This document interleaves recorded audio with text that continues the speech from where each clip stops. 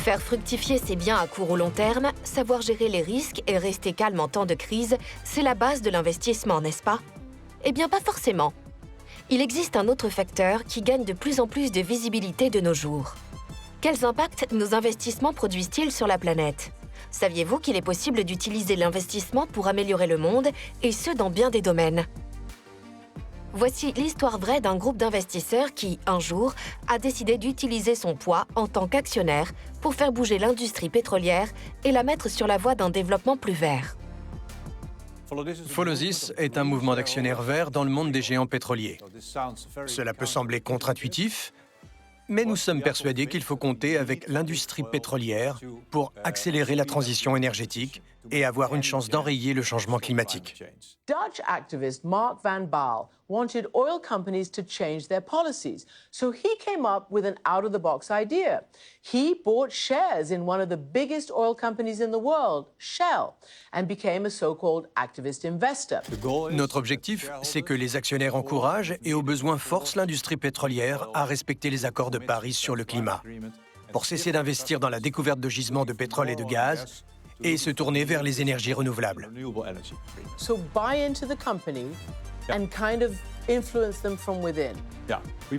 On préfère être appelé actionnaire vert, mais en pratique, nous sommes plutôt des actionnaires militants. Nous voulons pousser les entreprises à changer. Et le changement majeur observé ces dernières années, c'est que les sociétés pétrolières ont accepté de se porter responsables des émissions de leurs produits. C'est un grand pas en avant, parce qu'avant l'initiative Follow This, les géants pétroliers refusaient d'aborder le sujet en disant « Nous réduirons nos émissions, mais ce que nos clients font de nos produits ne nous regarde pas. Et s'ils veulent du pétrole et du gaz, on continuera à leur en donner. » Mais comme les actionnaires ont commencé à voter pour notre résolution climatique qui demandait aux majors de non seulement réduire leurs émissions de production, mais aussi celles de leurs produits, ils ont fini par accepter de le faire. Ils ont fait le grand saut et ça montre que les actionnaires ont un poids. Exxon shareholders elected 2 members of climate-focused investor group to serve on the company's board. Over 60% of Chevron shareholders voted in favor of a petition making Chevron responsible not just for their own emissions, but the emissions of the products they sell to customers as well. La philosophie de l'investissement d'impact est donc d'utiliser son pouvoir d'action pour générer un impact positif sur le monde.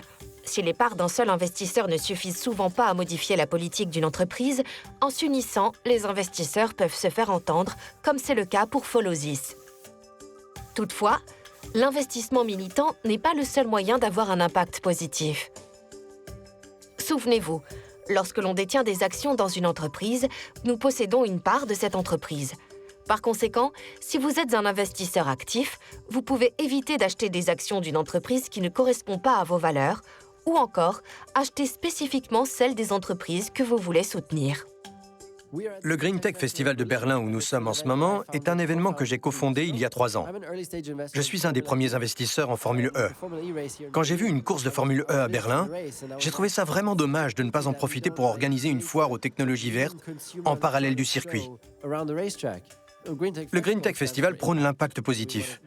C'est pour cela que nous avons créé cette plateforme où les leaders de changement mondial peuvent se retrouver, où nous pouvons encourager les technologies vertes, sensibiliser le public, créer des partenariats et accélérer les changements positifs. Il y a tellement d'initiatives différentes. L'agrilution, par exemple, une technique d'agriculture verticale en intérieur. Rimac, la voiture électrique la plus rapide au monde. Ils ont battu tous les records. La mobilité est un de nos domaines principaux, avec les taxis volants, par exemple. D'ailleurs, je suis aussi investisseur chez Volocopter et Lilum. Il n'est pas toujours facile de savoir quelles entreprises sont durables et à quel point, notamment quand on considère le fait que l'investissement d'impact ne se réfère pas uniquement aux investissements verts. Un nouveau terme est apparu dans le monde de la finance. Un acronyme plutôt ESG. E pour environnement, S pour social et G pour gouvernance. Quand on pense au E d'environnement, on pense à la gestion des ressources, comme l'eau et l'énergie, mais aussi aux émissions, à l'innovation et au traitement des animaux. Le S de social évoque autant les employés que les droits de l'homme, l'aide aux communautés ou la gestion responsable des produits. Enfin, le G de gouvernance désigne la gestion des entreprises, sa transparence, la gestion des intérêts des actionnaires ou la responsabilité sociale des entreprises.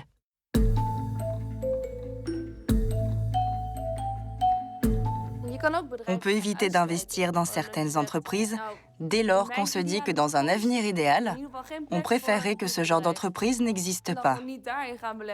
Ça peut être une méthode pour essayer d'investir de manière plus responsable. La plupart des ETF utilisent la méthode d'exclusion. Il y en a avec ou sans ESG. En ce moment, il y a un vrai engouement pour la démarche ESG. Des investisseurs comme BlackRock, parmi les plus puissants au monde, ont pris note de ce mouvement. Et ils ont déjà fait des choses extraordinaires. Ils ont fait pression sur de grandes entreprises en disant « Écoutez, votre industrie est l'une des plus polluantes au monde. Quel est votre plan ESG ?» Par ailleurs, ils ont aussi amélioré leur accès pour que n'importe quel consommateur puisse investir dans un ETF ou un fonds indiciel auprès d'entreprises plus écologiques. Beaucoup d'ETF se sont regroupés et s'attachent aujourd'hui à certaines des entreprises installées les plus prometteuses, qui s'engagent réellement dans la révolution verte.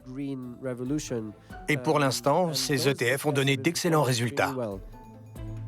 Avec l'essor de l'investissement d'impact, les ETF qui se concentrent sur les notations ESG sont de plus en plus plébiscités, ce qui pousse les entreprises à respecter davantage les critères ESG. Faire partie de ces ETF populaires signifie pour les entreprises que leurs actions seront plus cotées et donc plus chères, mais il reste encore des améliorations à apporter. Ce qui, à mon avis, manque encore dans le tableau et dans le discours actuel, c'est que les gens ont adopté l'acronyme ESG en se concentrant uniquement sur le E. Attention, je suis complètement d'accord avec l'idée d'un monde plus vert et durable. Mais dans ESG, il y a aussi le S. Et que faisons-nous pour la justice sociale? Nous nous sommes aussi rendus compte d'une chose importante. C'est qu'à moins d'avoir un œil constant sur les managers ou des conseils de direction très rigoureux, les entreprises ne fonctionnent pas toujours aussi bien qu'on l'imagine, ou qu'elles le pourraient. Il faudrait donc des sociétés dotées d'une direction solide qui sert les intérêts des actionnaires, des particuliers, voire même de ses clients et d'autres parties prenantes. Vous vous demandez sûrement si les investissements en ESG sont rentables. Autrement dit, pour investir conformément à ces valeurs, doit-on sacrifier le retour sur investissement? Regardez ces deux ETF, l'un attaché à des fonds ESG et l'autre à des fonds standards. La différence de performance est minime. Voilà ce qui explique pourquoi les ETF ESG connaissent un tel essor et pourquoi on investit autant dans les fonds qui respectent les critères ESG. L'investissement d'impact rapporte. Ce qu'on voudrait, c'est réussir à montrer que la finance durable, en fait, c'est cool. Ce n'est plus une injonction pénible qui oblige à faire des compromis pour être plus durable. En fait, c'est la solution la plus pérenne, la plus cool et la plus efficace, voire même la moins chère. Ces dernières années, on voit aussi des placements ETF durables. Ils donnent même de meilleurs résultats. Donc je pense qu'au fond, l'époque où on voyait la finance durable comme un genre de don aux bonnes œuvres est définitivement révolue. On pourrait conclure notre discussion sur une citation de Maya Angelou que j'adore. « Fais de ton mieux jusqu'à ce que tu en saches plus. Puis quand tu en sauras plus, fais encore mieux. » Contribuer, c'est un besoin inhérent à tous les humains. Chez moi, je constate que ce besoin s'est exprimé dans l'investissement et l'entrepreneuriat. C'est là que j'ai l'impression de contribuer et j'en tire une certaine fierté. Cela m'épanouit, je rends la vie plus facile à ceux qui essayent d'améliorer notre quotidien et je me rends aussi heureux moi-même. Le but de l'investissement d'impact, pour moi, c'est d'influencer les entreprises et, si possible, le monde entier de façon positive grâce à l'investissement. Pour moi, chaque investisseur devrait être investisseur d'impact. En tordant le cou aux idées reçues sur l'investissement, nous avons prouvé qu'investir n'était pas réservé à une élite. Nous pouvons tous être de bons investisseurs tant que nous gardons en tête quelques principes élémentaires. Voulons-nous battre le marché ou sommes-nous prêts à avancer lentement mais sûrement? À regarder vers l'avenir et à comprendre comment éviter les risques sans céder à la panique, à rester calme et patient même en temps de crise. Enfin, un investisseur intelligent sait que son investissement peut refléter ses valeurs, avoir un impact positif et changer le monde pour le rendre meilleur.